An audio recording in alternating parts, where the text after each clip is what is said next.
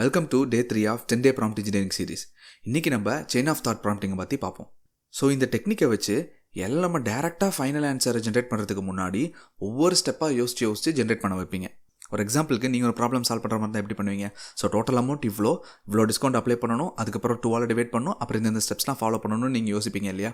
So அதே தான் chain of thoughts எல்லாம் பண்ணணும். ஸோ ரீசனிங்கை எக்ஸ்டர்னலைஸ் பண்ணணும். ஓகே, நம்ம டேரெக்ட் எக்ஸாம்பிள் பார்ப்போம். இப்போது நீங்கள் இந்த ப்ராம்ப்டை நீங்கள் எல்எல்எம்க்கு ஃபீட் பண்ணுறீங்க.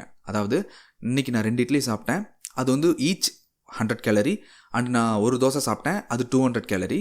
ஸோ டோட்டலாக எவ்வளோ கேலரி கன்சியூம் பண்ணியிருக்கேன், let us think step by step அப்படின்னு சொல்லி நீங்கள் போட்டிங்கன்னா ஃபைனல் ஆன்சர் ஜென்ரேட் பண்ணுறதுக்கு முன்னாடி ஒவ்வொரு ஸ்டெப்பாக யோசிச்சு உங்களுக்கு அதை ரெஸ்பான்ஸ் பண்ணும். ஸோ யூஸ் கேசஸ்லாம் என்னென்னு பார்த்தீங்கன்னா logical reasoning related. For example maths problem சால்விங்க, multi step reasoning, logical puzzle solving, இந்த மாதிரி. இதுக்கு முன்னாடி நீங்கள் செயின் ஆஃப் தாட் யூஸ் பண்ணியிருந்தீங்கன்னா எந்த மாதிரி யூஸ் கேஸ்க்கு நீங்கள் சால்வ் பண்ணியிருக்கீங்கிறத கமெண்ட் பண்ணுங்கள். உங்களோட தாட்ஸையும் நீங்கள் ஷேர் பண்ணுங்கள். ஸோ இது 10-day சீரிஸ். இந்த சீரிஸை நீங்கள் ஃபாலோ பண்ணுறதுக்கும் இது மாதிரி ஏஆர் ரிலேட்டட் இன்ஃபர்மேஷன்ஸை நீங்கள் பார்க்குறதுக்கும் ஃபாலோ பண்ணிக்கோங்க. தேங்க்ஸ் ஃபார் வாட்சிங்.